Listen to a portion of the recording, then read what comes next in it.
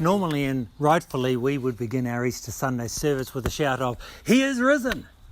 And everyone would respond, "He is risen indeed." But we're all separated with lockdown at the moment, and if I was to stick my head out the window and shout out, "He is risen!" I would probably get silence. Well, human silence anyway. Many years ago, while walking through the forest in Hamner Springs, I again noticed the silence of the forest until I was alerted to the noise all around me of the birds and the trees themselves, and I began to wonder, why were they whistling and twittering and chirping? It was February and it's not the mating season, and they weren't nest building or being very territorial, I thought. So why all the joyous noise? I considered then, and still do to this day, that they were singing out of joy toward their Creator.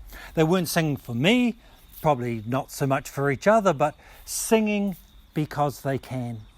And it reminded me of Jesus saying to the church on that first Palm Sunday, that if you silence my followers, even the rocks themselves will cry out.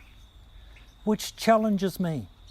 Who are we to say the existence of and faith in God rests in our understanding alone? God is known and celebrated by all of his creation, no matter our opinion.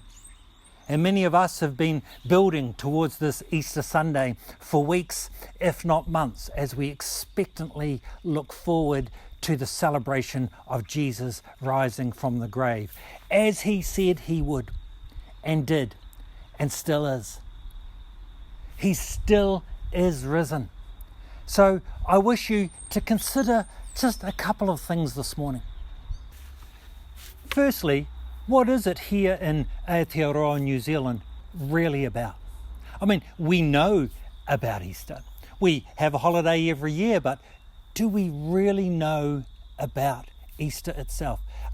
Here is a short passage. It's not mine, but I use it on many occasions to encourage thought on the reality of Jesus at Easter. He never owned a home. He never wrote a book. He never held an office, and he never had a family. Jesus was born in an obscure village, the child of a peasant woman, and spent his entire life in an area smaller than Wales. Until 30 years of age, he was a self-employed carpenter. He lived in an insignificant part of the Roman Empire, nestled down at the bottom part of the Mediterranean. He rarely left his local area of Galilee, and only in the last week of his life did he make any significant journey to Jerusalem. If you gathered together every person he ever spoke to at any time during his life, you would hardly fill a medium-sized sports stadium. And yet, after 3 years as an itinerant preacher, sharing some of the most influential teaching ever heard, performing miracles and healings that are still inexplicable, he had gained a following that was changing a community of faith that was grounded in thousands of years of tradition. Such was the impact of this Jesus. He had just been heralded as Messiah and welcomed as a conquering hero at Palm Sunday, yet within that last week of his life, the tide of popular opinion turned against him. The religious establishment bribed one of his own followers to betray him. They rigged a phony trial to frame him on sedition charges. All his friends ran away. He was turned over to his enemies, and they convinced the all-powerful Roman governor of the threat that he posed to Rome. The Romans had him flogged with a whip of lead and bone that kills most men. He was ridiculed, mocked, spat upon, and shamed. And finally, he was nailed naked upon a cross between two thieves, where very publicly and very finally he died. While he was dying, his executioners gambled for the only piece of property he had on earth, his tunic. When he was dead, he was laid in a borrowed grave through the pity of a friend. That same church and the Romans were so concerned of the threat to rise again And so, to ensure they destroyed him completely, they even posted guards on his tomb to make certain he remained dead and buried. All these events happened over 2,000 years ago, yet they have changed countless lives, split time and impacted history like no other event before or since. And this is the most poignant fact. The resurrection is still hotly debated and joyfully celebrated to this very day. No other event has been so thoroughly examined as the resurrection of this man, Jesus Christ.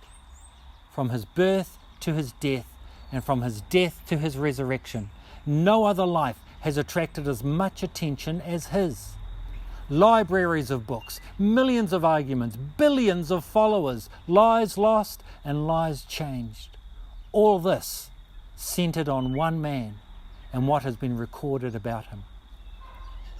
If we were to take all historical events, people, rulers, military, philosophers, dictators and governments before and after this man, and rolled them all into one, they haven't had the impact that this one man, Jesus the Christ, has had on the world today.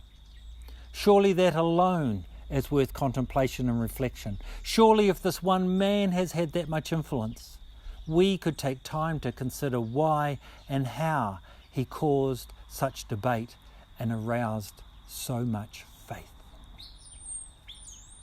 And then secondly, what am I to do with this? I'd like to take you back to 1:35 a.m. on the 24th of October 1986. I was holding in my arms a 2 or 3 minute old baby. We'd been expecting this child for 9 months. We had planned and prepared for his arrival, and now he was here. I'd heard about babies, I had seen some, and in fact, truth be told, I was one apparently. But now, here in my arms, was my own child. And I was amazed at how perfect he was. I could smell him, I could feel his warmth, I could hear his soft murmur. He was real and he was here. I was excited and proud and overwhelmed all at the same time. And then, and I still feel it today if I think hard about it, I thought, what now? I've never been a dad before. Where's the instruction book? What if I make mistakes? What if I get it wrong? What if? And sure enough, I made mistakes.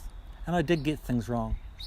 Still recall those grumpy times in the middle of the night when I had to get up to see to him, and all the mess and the nappies and the food on the floor and the food in your hair, and somehow we got some of it into his mouth. But it's great. And I made mistakes, but I pushed through, and I must have done something right. He now has kids of his own. You see, our human default is that I'm not up for this. What if I stuff it up? What if I make mistakes? Well, you will. And God knows you better than you know yourself. He created you and he loves you as you. The same way I love my kids and their kids. None of them perfect, but all of them awesome. And that's how God sees you.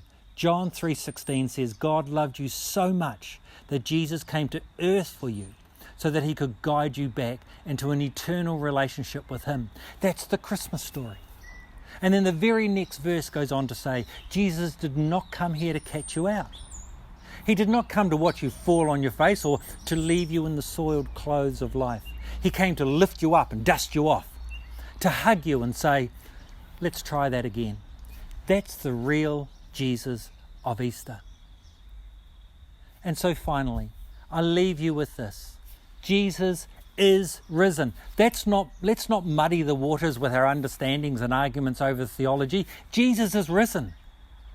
I'd like to share with you a couple of quotes from a favourite author of mine, C.S. Lewis. He says this: Christianity, if false, is of no importance, and if true, is of infinite importance.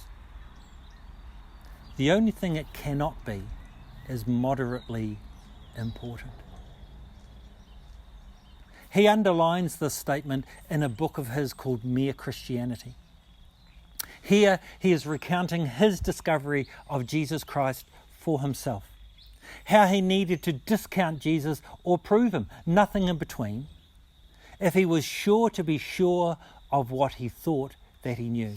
He says this, I am trying here to prevent anyone saying the really foolish thing that people often say about him.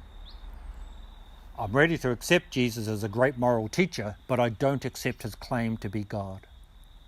That is the one thing we must not say. The man who was merely a man and said the sort of things Jesus said would not be a great moral teacher.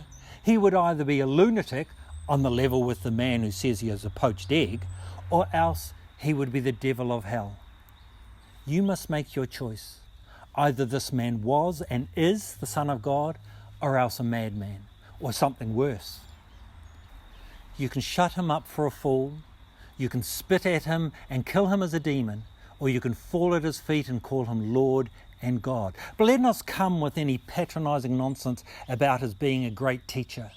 He has not left that open to us. He did not intend to. And now it seems to me obvious that he was neither a lunatic nor a fiend.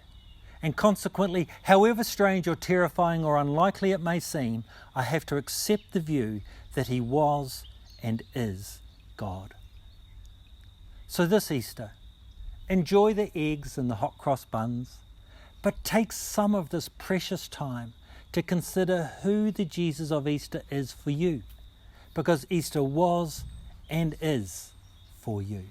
May God bless you and keep you. His favour shine upon you and your household this Easter and always.